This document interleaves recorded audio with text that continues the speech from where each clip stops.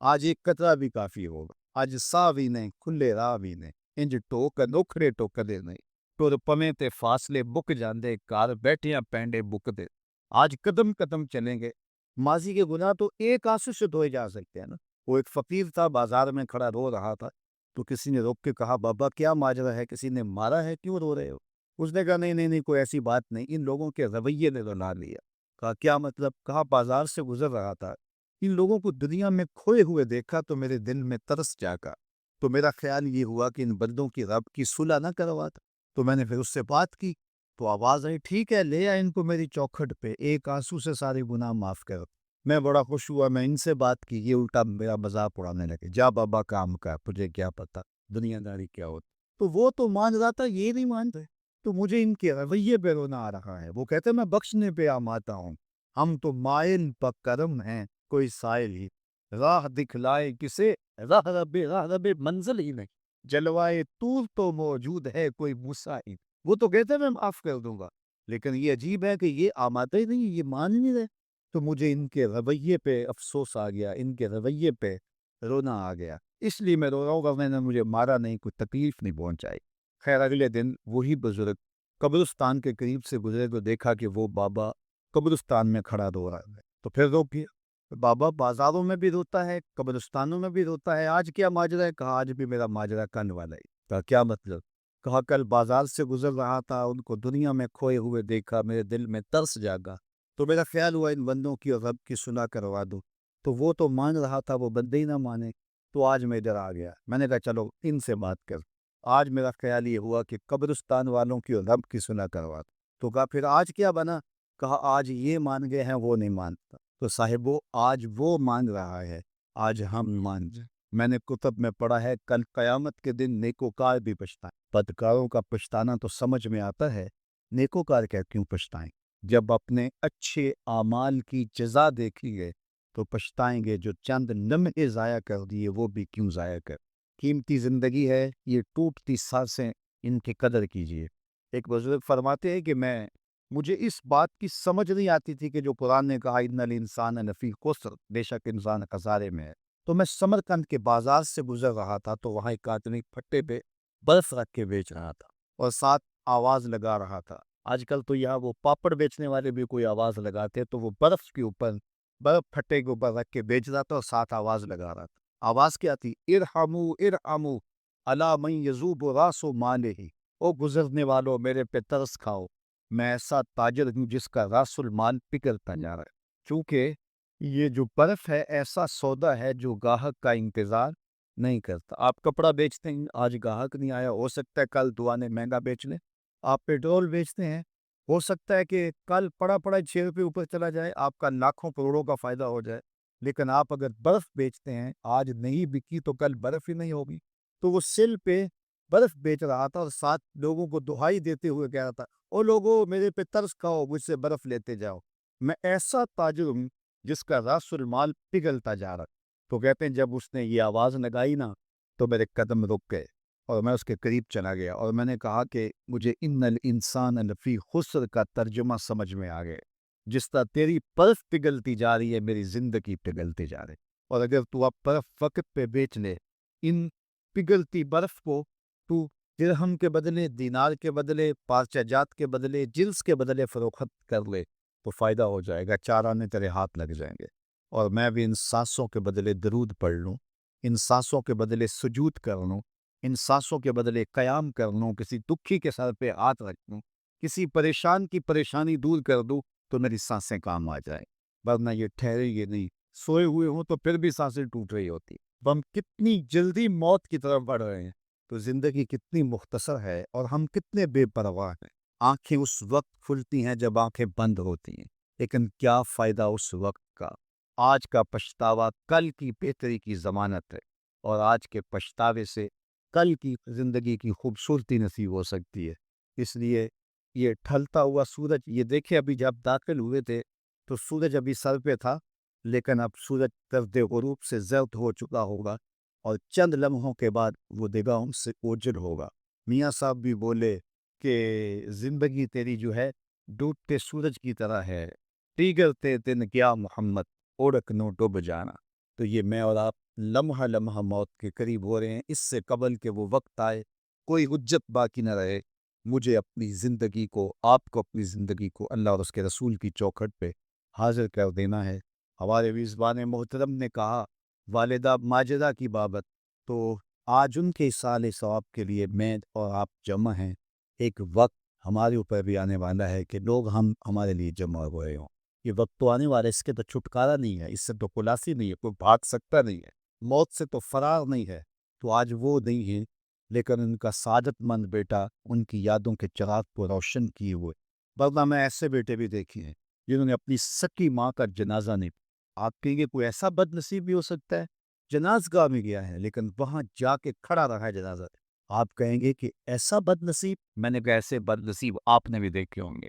یہ کون سے بد نصیب ہیں؟ یہ وہ بد نصیب ہیں جنہیں جنازہ آتا نہیں، ساری زندگی لوگوں سے فراڈ کرتے ہیں، اور جب اپنی ماں مر جاتی ہے، اپنا باپ فوت ہو جاتا ہے، تو یہ فراڈ پھر وہ اپنی ماں سے بھی کرتے ہیں، اپنے باپ سے بھی کرتے ہیں۔ مجھے بتاؤ کتنا بد نصیب ہے وہ بیٹا کہ جو اپنی ماں سے، اور وہ بھی مرنے کے بعد فراڈ کر رہا ہے، اور اپنے باپ سے وہ بھی مرنے کے بعد فراڈ کر رہا ہے۔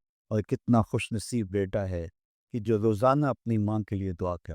اور میں کہتا ہوں کہ بیٹا نمازی ہوگا، بیٹی نمازی ہوگی، اہتمام سے دعا نہ بھی کرے، دن میں کتنی مرتبہ کہے گے ربنا اغفر لی ولوالدی، اے اللہ مجھے بھی بخش دے، میری ماں کو بھی بخش دے، میرے باپ کو بھی بخش دے۔ اور جب بندے ہاتھ اٹھا کے دعا مانگتے ہیں نہ خالی، ان ربکم حیی کریم یستحیی من عبدہ اذا رفع یدیہ ان یردہما صفرا، تمہارا رب حیا کرنے والا سخی ہے، کریم ہے۔ بندے جب اس کے سامنے ہاتھ اٹھا کے دعا مانگتے ہیں، اللہ فرماتا ہے مجھے شرم آتی ہے ان کے اٹھے ہوئے ہاتھ خالی کیسے موڑ، انہوں نے میرے سے مانگا ہے، میں بھی نہیں دوں گا تو کس طرح پہ جائیں گے۔ میں ایک دیہاتی بات کرنا چاہتا ہوں، اتنے لوگ جتنے آپ یہاں بیٹھی ہیں، اتنے لوگ اٹھ کے کسی دنیا دار کے ڈیرے پہ چلے جائیں اور اس سے کچھ مانگیں اور وہ دے سکتا بھی ہو، تو کیا وہ آپ کو خالی لوٹا دے گا؟ وہ کہے گا ڈیرہ داری کی شان کے خلاف ہے کہ اتنے لوگ دروازے پہ آ گئے اور ان کو خالی موڑ دوں۔ تو جب تم اتنے بڑے ڈیرہ دار ہو اور تمہیں اتنی غیرت ہے کہ اتنے لوگوں کو خالی نہیں موڑتے، تو کریم خالی موڑتے؟ آؤ تو صحیح اس کی چوکھٹ پہ جھولی پھیلاؤ تو صحیح۔ پھر دنیا داروں سے مانگنا ہو تو ان کی زبان میں مانگنا پڑتا ہے۔ اللہ سے جس زبان میں مرضی مانگو، عربی میں مانگو، اردو میں مانگو، ہندی میں مانگو، سندھی میں مانگو، اقبال کے لہجے میں مانگو، سادی کے انداز میں مانگو، نہیں مانگنا آتا خالی ہاتھ پھیلا دو، وہ بند لبوں کی بولی ابھی سنتا ہے۔ آؤ تو صحیح اس کی چوکھٹ پہ، اپنے ہاتھ پھیلاؤ تو صحیح۔ دنیا داروں سے مانگے تو ناراض ہوتی، خدا سے نہ مانگو تو ناراض ہو۔ اللہ کل ما یا باؤ بکم ربی لولا دعاؤکم، آؤ نا اس کی چوکھٹ پہ، دستے طلب دراز کرو۔ دنیا داروں کو مانگنے کے لیے وقت چاہیے۔ اس وقت تو صاحب سوئے ہوں گے، اس وقت تو ناشتہ کر رہے ہوں گے، اس وقت تو بیوی بچوں کے ساتھ مشغول ہوں گے، لیکن اللہ سے جب بھی مانگو، پچھلے پہر کنڈی کھڑکاؤ در رحمت کھلا پاؤ، دن کو مانگو، رات کو مانگو، مانگو تو صحیح، وہ تو اتنا کریم ہے۔ اچھا بت کو سامنے کھڑا کیا ہے اور زلیخا ہاتھ جوڑے بت کے آگے پکار کرتی ہے، روزانہ سے شام کھڑی ہو جاتی، یا صنمی یا صنمی، اے میرے بت، اے میرے بت، بچھڑا ہوا یوسف ملا دے۔ سحر دم تک پکارتی رہتی، عمر بیت گئی، چہرے پہ جھریاں آ گئی، بڑھاپا طاری ہو گیا، ایک دن رات کا پچھلا پہر ہے، بت کے آگے ہاتھ جوڑے یا صنمی کا وظیفہ پڑھائی ہے۔ اچانک نیند کا جھٹکا آ گیا، زبان پل کھا گئی، بولی یا سمادی، یا سمادی۔ کہا جبریل جلدی جا، یوسف کے گھوڑے کا رخ موڑ دے۔ یا اللہ تجھے تو نہیں پکار رہی، وہ تو بت کو پکار رہی، زبان پل کھا گئی، یا صنمی کی بجائے یا سمادی کے لفظ زبان پہ آ گئے۔ کہا جبریل اتنا عرصہ ہوا بت کو پکارتے ہوئے، اس نے کوئی جواب نہیں دیا، آج جیسے بھی اس کے لبوں پہ میرا نام تو آیا ہے، اگر میں نے بھی جواب نہ دیا، میرے اور بت میں فرق کیا ہوا؟ تو آؤ آج کی اس مجلس میں ہم ان کی والدہ کے لیے دعا مانگیں۔ اے عرش کے مالک، ان کی والدہ کو حضور کی ماں کا صدقہ جنت کی بہاریں عطا کر، اور ہم اپنے ماں باپ کے لیے بھی دعائیں مانگے۔ اے اللہ ہمارے ماں باپ کی مغفرت فر، ماں باپ کی قدر کرو۔ میں نے یہ بھی پڑھا ہے، جو اپنے والدین کے لیے روزانہ دعا مانگتا ہے، والدین زندہ ہوں تب بھی، فوت ہو گئے ہوں تب بھی، روزانہ ماں باپ کے لیے جو شخص دعا مانگتا ہے، ساری زندگی اس کے رزق میں بے برکتی نہیں آ سکتی۔ تو اپنے ماں باپ کو اگر زندہ ہیں تو قدر کرو، فوت ہو گئے ہیں تو ان کے لیے کثرت کے ساتھ دعا کرو۔ یہ گھنا سایہ ہے۔ کبھی آپ نے درخت کو دیکھا ہے کہ ساری دھوپ اپنے پتوں میں جذب کرتا ہے اور نیچے بیٹھنے والوں کو چھاؤں دیتا ہے۔ ماں باپ سارے دکھ اپنے اوپر لیتے ہیں، اپنی اولاد کو آسائش اور راحت پہنچاتے ہیں۔ قدر نعمت زوال نعمت کے بعد ہوتی ہے۔ جب نعمت پاس ہو تو قدر نہیں ہوتی، جب چھنتی ہے تو پتہ چلتا ہے کہ کتنی بڑی دولت تھی جو چھن گئی۔ میں تو آپ کیا، میری اور آپ کی حیثیت کیا، ماں کی کمی تو آمنہ کے لال نے بھی محسوس کی ہے۔ ایک دن حضور مسجد نبوی میں تشریف لائے، تا حد نظر سے آبا تھے۔ الحاوی الفتاوی میں امام سیوطی نے لکھا ہے، حضور کو دیکھا تو ادب سے کھڑے ہو گئے۔ بس یہ منظر دیکھنا تھا کہ چشمان اقدس سے آنسو چم چم جاری ہو گئے، اور حضور نے ایک ٹھنڈی آہ بھری اور روتے ہوئے کہا، لو ادرکت والدی او احدہما، کاش آج میرے ماں باپ زندہ ہو۔ انسان نے دکھوں کا دور دیکھا ہو نا، اچانک خوشحالیاں مل جائیں تو پھر انسان یہ آرزو کرتا ہے کہ میرے ماں باپ نے میرا وہ غربت کا دور دیکھا تھا، آج دولت کی چہل پہل بھی دیکھتے، آج میرے آنگن میں بہاریں بھی دیکھتے تو کتنے خوش ہوتے۔ اب حضور جب پیدا ہوئے تھے تو باپ کا سایہ سر پہ نہیں تھا۔ 6 سال کی عمر تھی، اپنی ماں کے ساتھ حضور مدینہ المنورہ گئے۔ واپسی ابوا کے مقام پہ حضرت آمنہ کی طبیعت خراب ہو گئی، اور انہیں لگا کہ یہ میری بیماری جان لیوا ہے۔ ایمن کو بلایا، کہا میرے بیٹے کو بحفاظت امیر قریش تک پہنچا دینا۔ پھر خود حضور کے سر پہ ہاتھ رکھا۔ سیدہ آمنہ سلام اللہ علیہا حضور سے کوئی باتیں کرنا چاہ رہی تھی، لیکن ضبط کے بندھن ٹوٹ گئے۔ ابن حشام سیرت کی پہلی کتاب ہے، اس میں تفصیل سے یہ واقعہ موجود ہے۔ جب سر پہ ہاتھ رکھا تو حضرت آمنہ کی آنکھیں چھلکنے لگی اور روتے ہوئے آپ نے چند جملے کہے۔ کہا بیٹا، ہر نئی چیز نے پرانا ہو جانا ہے، ہر باقی نے فنا ہو جانا ہے۔ میں بھی جا رہی ہوں، وہ ذکر باق، لیکن میرا ذکر نہیں مٹے گا۔ وہ ولد تو تہرا، اس لیے کہ تیرے جیسا پاکیزہ بیٹا چھوڑ کے جا رہی ہوں۔ یہی سند کافی ہے کہ ہمارا رب کہہ رہا ہے کہ ہمیں رسول ہے۔ اچھا، اگر آپ کی توجہ ہو تو اس سے ایک اور بات میں آپ کے سامنے رکھنا چاہوں گا۔ جو سچا آدمی ہوتا ہے اس کی طبع کے اندر ایک اطمینان ہوتا ہے، اور جو جھوٹا آدمی ہوتا ہے اس کو کبھی بھی سکون نہیں ملتا۔ وہ سیاست کے روپ میں ہو، وہ مشائخ کے روپ میں ہو، وہ عالم کے روپ میں ہو، وہ کسی اور بھی روپ میں ہو، اس نے ایک جماعت رکھی ہوتی ہے اپنی تعریف و توصیف کروانے والی۔ بھنڈ قسم کے لوگ اس کے ساتھ ہوتے ہیں جو زمین سے آسمان تک اس کو اٹھا کے لے جاتے ہیں۔ چونکہ بڑا تعلق مذہبی طبقے سے ہے، ہم دیکھتے ہیں کہ بعض لوگوں کو انہوں نے اپنے ساتھ بھنڈ قسم کے مولوی رکھے ہوئے ہوتے ہیں جو انہیں قطب زماں تو غوث زماں پتہ نہیں کیا کیا کہہ رہے ہوتے ہیں، لیکن ہم ان لوگوں کے چہروں پہ دیکھتے ہیں ان کے اندر چور بول رہا ہوتا ہے۔ اور اسی طرح جس طرح جھوٹا آدمی اس کا سارا زمانہ بھی تعریف کرے تو اسے تو پتہ ہوتا ہے، تو وہ اندر جو ضمیر ہے اس کا ملامت کرتا ہے، اور اس کی پیشانی پہ کچھ لکھا ہوتا ہے جو بصیرت والے لوگ پڑھتے ہیں۔ اسی طرح جو سچا آدمی ہوتا ہے سارا زمانہ مخالفت بھی کرے اور زمانہ گالیاں بھی دے، سچ اس کی پیشانی پہ بول رہا ہوتا ہے۔ اسے کوئی ضرورت نہیں ہوتی کہ کوئی مجھے کہے کہ تو اچھا ہے، سارا زمانہ مخالف بھی ہو جائے اسے یہ پرواہ نہیں ہوتی۔ انہوں نے کہا تم مانو یا نہ مانو، ربنا یعلم، ہمارا رب جانتا ہے کہ ہم اس کے رسول ہیں۔ ہمارے سے ڈگری لینے کی ہمیں ضرورت بھی نہیں ہے، ہمارا رب جانتا ہے کہ ہم رسول ہیں۔ وما علینا الا البلاغ المبین، انہوں نے کہا ہمارا اتنا کام تھا وہ ہم نے کر دیا، ہمارا کام تھا تبلیغ کرنا، اور وہ کھلی تبلیغ ہم نے کر دی۔ یہ آپ ہر خطیب سے سنتے ہیں، جب تقریر ختم ہوتی ہے تو آخر میں کہا جاتا ہے وما علینا الا البلاغ المبین۔ تو یہاں میں ایک جملہ کہنا چاہوں گا، اگر کوئی شخص قرآن و حدیث بیان کرنے کے بعد کہے وما علینا الا البلاغ المبین، پھر تو بات جچتی ہے۔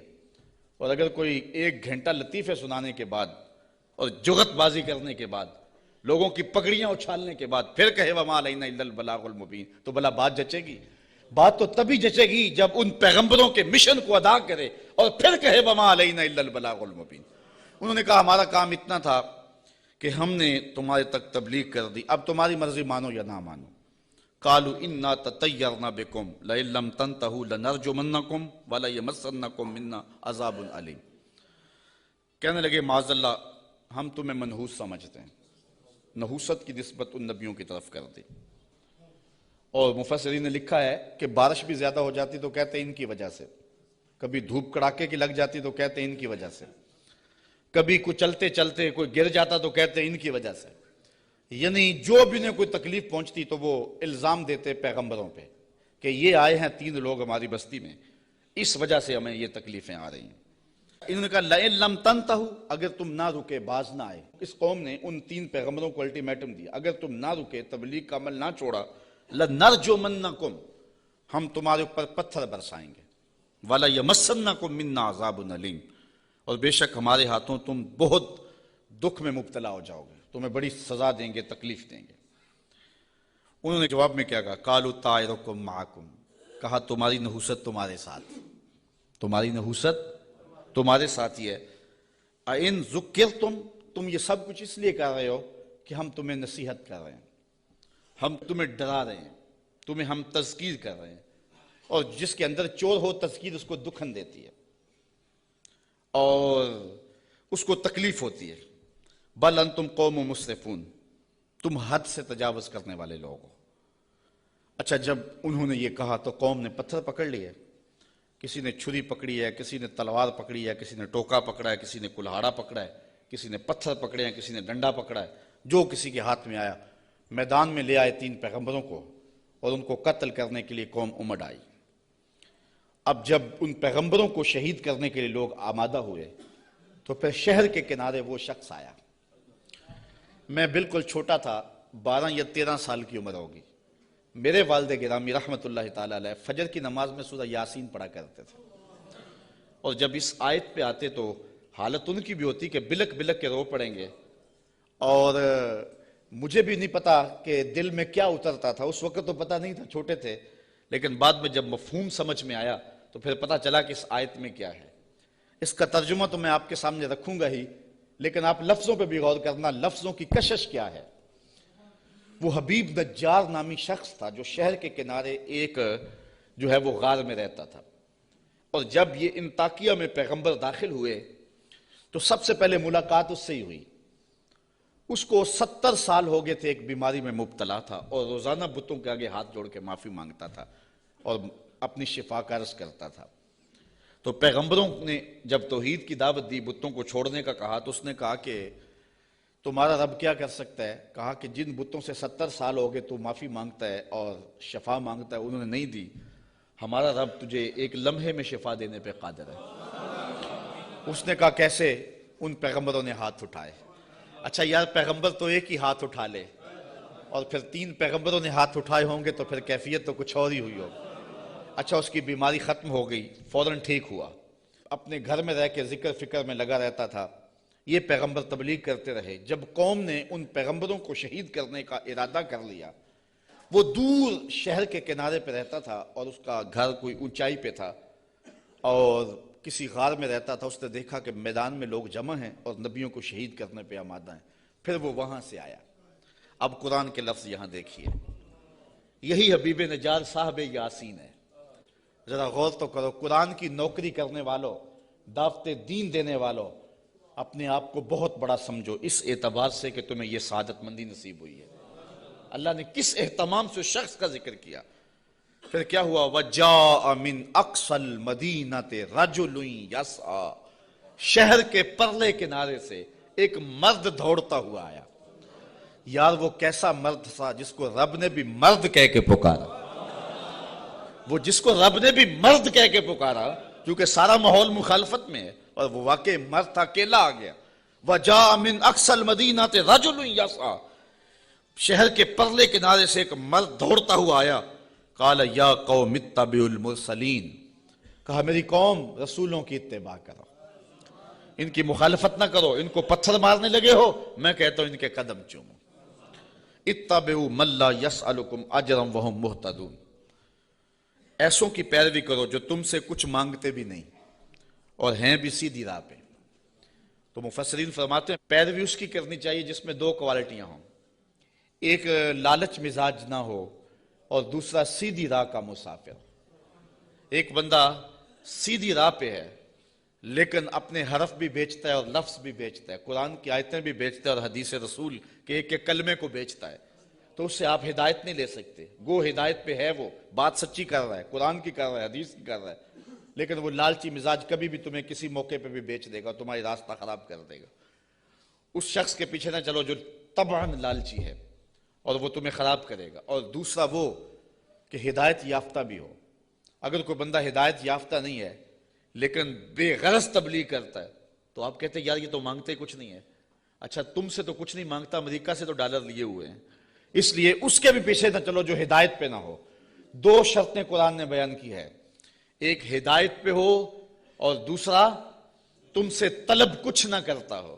مجھے معاف کرنا, میں پہلے بڑا ماتوب ہوں, لیکن آج جو قیامت توڑی جا رہی ہے, چاہے نعت خانوں کے روپ میں ہو یا علماء کے روپ میں ہو, یہ جو پہلے ایڈوانس لیے جاتے ہیں بعد میں نذرانے وصول کیے جاتے ہیں, اور یہ کیا کیا ریٹ مقرر ہوئے ہیں, یہ کس دین کی کہانی ہے؟ نہ یہ قرآن میں ہے, نہ حدیث میں ہے, نہ رسول کریم کا یہ طریقہ ہے. میں قرآن کی کہانی آپ کے سامنے رکھ رہا ہوں. اتبعوا من لا یسألکم اجرا, اس کے پیچھے چلو جو تم سے مانگتا کچھ نہ ہو. وہم مہتدون, اور وہ ہدایت والے بھی ہوں.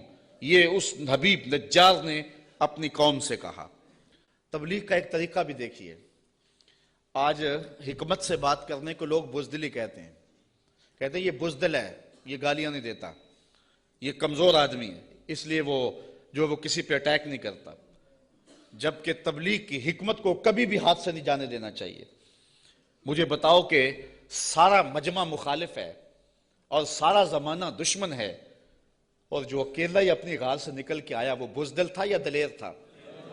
قرآن نے بھی اس کو مرد کہا ہے نا, لیکن اس کا تبلیغ کا سٹائل دیکھیے. اس نے یہ نہیں کہا کیوں نہیں مانتے, اس نے بھی تبلیغ کا سٹائل یہ دیا, کہا میں اس کو کیوں نہ پوجوں جس نے مجھے پیدا کیا. دیکھو تبلیغ کا مقصد اگلے کو سوچنے کا موقع بھی دینا ہے. اگر اس پہ اٹیک کر دیا جائے, کسی کو پتھر مارنے, پھر اس کو بات نہیں آپ سنا سکتے. تو اگر وہ کہتا نا حبیب نجار کہ تم کیوں نہیں مانتے اس کو جس نے تمہیں پیدا کیا ہے, تو وہ ہاتھ میں پتھر تو پہلے پکڑے ہوئے تھے, فوراً برس جاتے, تبلیغ کا موقع ہی نہ ملتا. اس نے یہ بات اپنے اوپر کہی اور سوچنے کا موقع ان کو دیا. کہا میں اس کو کیوں نہ پوجوں جس نے مجھے پیدا کیا. تو سوچنے کا موقع ہے نا کہ ہم اس کو کیوں نہ پوجے جس نے ہمیں پیدا کیا. پھر کہا وَإِلَيْهِ تُرْجَعُونَ, تم نے پلٹ کے بھی اس کے پاس جانا ہے. پھر مخاطبہ ہو گیا. آگے دیکھیے, أَتَّخِذُ مِن دُونِهِ آلِهَةً, کیا میں اسے معبود بناؤں اللہ کے سوا؟ إِن يُرِدْنِ الرَّحْمَنُ بِضُرٍّ لَا تُغْنِ عَنِّي شَفَاعَتُهُمْ شَيْئًا, اگر رحمان میرا کچھ برا چاہے تو ان کی سفارش میرے کچھ کام نہ آئے. وَلَا يُنْقِذُونَ, اور نہ وہ مجھے بچا سکیں. انی اذا لفی ضلال مبین, اگر میں ایسا کروں پھر تو کھلی گمراہی میں ہوں. سب کچھ اپنے اوپر اس نے کہا. اگر ایسا کروں, میں نہ مانوں, تو پھر حالانکہ وہ تو مانتا تھا, لیکن اس نے بات اپنے پہ رکھی اور انہیں سوچنے کا موقع فراہم کیا. بہرحال حجت پوری کر لی. مبلغ کا کام تبلیغ حکمت سے کر لینا. اب کسی کی قسمت ہو مان لے, کسی کی قسمت ہو نہ مانے. جب یہ ساری بات اس نے کر لی, پھر اس نے کہا انی آمنت بربکم فاسمعون, میں تمہارے رب پہ ایمان لایا ہوں, سن لو. ایمان تو وہ پہلے لا چکا تھا, اب اس نے اپنے ایمان کا اعلان کیا پورے شہر میں. انی آمنت بربکم, میں تمہارے رب پہ ایمان لایا. مفسرین نے اس پہ بھی بات کی ہے, بے ربی کیوں نہیں کہا؟ گویا یہ ان کے عقیدے پہ قدغن لگائی کہ تم غلط ہو, تم مانو نہ مانو, رب تمہارا بھی رب بھی ہے, اس لیے میں تمہارے رب پہ ایمان لاتا ہوں. فاسمعون, سن لو. اچھا جب اس نے یہ بات کہی نا, تو وہ جتنے بھی پتھر نبیوں پہ برسنے پہ آمادہ تھے سارے اس پہ برس گئے. مفسرین نے بہت کچھ لکھا ہے, گڑھا کھود کے اس کے اندر ڈال کر کے اوپر سے ملبہ انڈھیل دیا. ایک روایت ہے کہ پتھر مار مار کے انہیں شہید کر دیا. ایک روایت یہ ہے کہ آرا رکھ کے سر سے پاؤں تک چیر دیا گیا, اور بھی جو بھی ان کے پاس ہو سکا انہوں نے اس کو شہید کر دیا, پتھر مار رہے ہیں اس کے بدن کو. اب جب اس کی روح بدن کو چھوڑ رہی ہے, اب قرآن کا سٹائل دیکھیے, انداز دیکھیے. کی لدخل الجنہ, رب نے 8 دروازے کھول کے کہا جس دروازے سے آنا چاہتا ہے آ جا. جنت کے 8 دروازے میرے بندے تیرے لیے کھلے ہوئے. کیلا, اسے کہا گیا ادخل الجنہ, جنت میں آ جا. خوشبوئیں آ رہی ہیں جنت کی, حوریں جو ہیں وہ پھول لیے کھڑی ہیں, غلمان حاضر ہیں. اچھا یہاں میں ایک بات کہنا چاہتا ہوں یار, وہ کسی نے کہا کہ مزہ تو مرندہ تب آئے کہ جب محبوب کے قدموں میں ہوں. کیسی شہادت تھی جس شہادت کے گواہ 3 نبی تھے. کیسا شہید تھا جس کی شہادت کے گواہ 3 پیغمبر تھے, اور پھر تبلیغ کرتے ہوئے شہید ہوا. اور پھر کتنا خوش نصیب ہے جس کو رب بھی کہہ رہا ہے جی آیا نو، جس کو رب بھی کہہ رہا ہے خوش آمدید، جنت کے دروازے کھلے ہیں، کی لدخل الجنہ، جنت میں آ جا۔ اچھا یہ تو اللہ کی طرف سے ناز برداریاں تھی اپنے بندے کو۔ اب جو اس کی کیفیت تھی، حضرت عبداللہ ابن عباس کہتے ہیں کہ جب اس حبیب نجار کو لوگ پتھر مار رہے تھے اور اس کی روح نکل رہی تھی اور وہ ساتھ بولتا کہہ رہا تھا مالک میری قوم کو ہدایت دے دے، انہیں پتہ نہیں ہے اس لیے مجھے مار رہی، انہیں کیا پتا کہ پیغمبروں کی اتباع کتنی بڑی دولت ہے، مالک ان کو ہدایت دے دے۔ اب جب اس کی روح پرواز کر گئی، اللہ نے جنت کے دروازے کھول دیے، تو پھر کیا ہوا؟ اب ان لفظوں پہ قربان ہونے کو جی چاہتا ہے۔ ویسے تو قرآن کا ایک لفظ پہ نثار ہو جائیں، لیکن مبلغین کو، اگر یہاں مبلغین موجود ہیں تو میں مبلغین کو کہتا ہوں کہ جو اپنے سامعین ہیں، جو آپ کی بات سنتے ہیں، ان کی قدر سیکھیں اور ان کی تذلیل نہ کیا کریں۔ آج سامعین کو کوسنے دیتے اگر وہ بلند آواز سے سبحان اللہ بھی نہ کہیں، یار یہ تو حضور کے غلام ہیں، اگر کافر بھی ہوں تو جو مبلغ ہوتا ہے وہ باپ سے زیادہ پیار کرنے والا ہوتا ہے، اس کے دل میں جذبے ہوتے ہیں۔ مجھے کسی نے کہا کہ آپ 8 یا 10 یا 6 سال ہو گئے مختلف جگہوں پہ درس قرآن دیتے ہوئے، تو یار کوئی 3 سال 4 سال مسلسل نعت خواں آئے کسی مجلس میں اور وہ پیسے بھی بے شمار لیتا ہے تو لوگ اس کی تاج پوشی کرتے ہیں کہ اس کی بڑی خدمات ہیں، آپ کی کسی شہر میں تاج پوشی کی گئی ہے۔ میں نے کہا یار اس سے بڑا اعزاز کیا ہے کہ اتنے لوگ کتاب رحمت کو سننے کے لیے آتے ہیں اور ان کے آنکھوں میں جو پیار لکھا ہوا ہوتا ہے اور ان کی پیشانیوں پہ جو محبت لکھی ہوئی ہوتی ہے، ساری زندگی کی تھکن جو ہے وہ ایک مسکراہٹ سے دور ہو جاتی ہے۔ تو یہ تو دنیا کی چیزیں ہیں، ان کی تو حیثیت ہی نہیں ہے، ان چیزوں کی تو اوقات ہی باقی نہیں رہتی۔ اگر بعد میں ان کے خلاف باتیں کرتے رہے اور ویسے ان کے سر پہ تاج پہناتے رہے تو یہ تو کوئی بات نہ ہوئی۔ پیار وہ ہوتا ہے جو دل دیتا ہے۔ میں نے کہا کہ میں ان سے نوٹ تو نہیں مانتا۔ ایک بندہ کہنے لگا کتنے پیسے لیتے ہو؟ میں نے کہا بندہ پورے کا پورا ہی لے لیتا ہوں، جب کسی کے پاس جاتا ہوں پھر وہ میرا ہی ہو جاتا ہے، بھاگتا رہتا ہے پیچھے پیچھے۔ وہ کہتے ہیں جی رضا صاحب لیتا کچھ نہیں، میں کہتا ہوں میں چھوڑتا کچھ نہیں ہوں، وہ سارے کا سارا ہی میرا ہو جاتا ہے، وہ سب کچھ قربان کرنے کے لیے تیار ہو جاتا ہے۔ تو یہ کتنا بڑا اعزاز ہے۔ تو جو مبلغ ہوتا ہے، مبلغ وہ پیار کرتا ہے بیٹوں سے زیادہ اپنے جو ہے وہ محبت کرنے والوں سے اور جن کو تبلیغ کر رہا ہے۔ اب یہ تو حضور کے غلام ہیں جن کی ہم لوگ تذلیل کرتے ہیں، کسی کو کہتے ہیں یہ چاول کھانے آگے ہوئے ہیں، کسی کو کہتے ہیں یوں جی سبحان اللہ نہیں کہہ رہے، کیا کیا بولیاں بولی جاتی ہیں۔ یہی وجہ ہے کہ لوگ دین سے دور ہوتے چلے جا رہے ہیں۔ مبلغین کو اپنے منصب کا ہی نہیں پتا اور سینوں کے اندر وہ درک ہی نہیں ہے جو ایک مبلغ کے سینے میں ہونا چاہیے۔ یہ کافر ہیں، کافر، اور پتھر مار رہے ہیں اور حبیب نجار کو شہید کر دیا ہے۔ جب روح اڑی نا بدن سے اور وہ اس بدن کو بھی نوچ رہے تھے، بوٹیاں کھینچ رہے تھے، اور حبیب نجار کی روح جو ہے وہ پرواز کر کے اوپر آ جاتی ہے اور اس کی آواز کیا ہے بولی ذرا دیکھیے، قرآن بتاتا ہے۔ قالا، حبیب نجار نے کہا، حبیب نجار نے جس کی بوٹیاں نوچ رہے ہیں، اللہ اکبر۔ یہاں تو پیسے نہ دیے جائیں تو ناراض ہو جائیں، ساؤنڈ سپیکر اچھا نہ ہو تو وہ تذلیل کریں ساؤنڈ والے کی، الیاذ باللہ۔ یہاں تو یہ ہے کہ اچھا کھانا نہ دے تو جو ہے وہ تقریر میں تبصرہ کر دیں، لیکن وہاں ماجرا کیا بوٹیاں نوچ رہے ہیں۔ اور میں اپنی بات نہیں کہہ رہا، قرآن بتا رہا ہے۔ جب وہ بوٹیاں نوچ رہے ہیں وہ حبیب نجار کیا کہہ رہے ہیں؟ قالا یا لیتا قومی یعلمون، کاش میری قوم مجھے دیکھتی، میری بوٹیاں نوچنے والے مجھے دیکھتے۔ بما غفر لی ربی، میرے رب نے مجھے بخش دیا ہے، میرے رب نے مجھے بخش دیا ہے۔ اچھا بخشا کیوں ہے؟ مفسرین نے یہاں 3 قول بیان کیے ہیں۔ حبیب نجار کہتا ہے میری قوم کو پتہ چل جائے کہ میرے رب نے کیوں بخشا ہے۔ ایک تو وجہ یہ ہے کہ میں نے ان پیغمبروں کے قدم چومے، مجھے تو قتل کر لیا ہے، اگر انہیں پتہ چل جائے کہ مجھے رب نے کیوں بخشا ہے تو چلو مجھے تو قتل کر لیا، ان پیغمبروں کے قدم چوم لے، اب بھی بچ جائیں۔ دوسری بات، بما غفر لی، اللہ نے مجھے کس وجہ سے بخشا ہے؟ اچھا توحید پر ایمان لانے کی وجہ سے اور بتوں کو چھوڑنے کی وجہ سے، اور یہ بھی چھوڑ دیں اور ان پیغمبروں کو مان لیں۔ اور تیسری بات، یہ میرے بدن کو نوچ رہے ہیں اور کہتے ہیں دیکھو مار دیا، آیا تھا توحید کا پرستار، دیکھو ہم نے پرخچے اڑا دیے، یہ مجھے ذلیل کر رہے ہیں، لیکن یہی ذلت میری عزت کا سبب بن گئی، یہی شہادت میرے سر پہ عزتوں کا تاج رکھ گئی۔ وہ کہتا ہے کہ کاش انہیں پتا چل جائے کہ میرے رب نے میری عزت افزائی کیا کی ہے. وَجَعَلَنِي مِنَ الْمُكْرَمِينَ، اور مجھے عزت والوں میں کیا ہے، مجھے وقار کی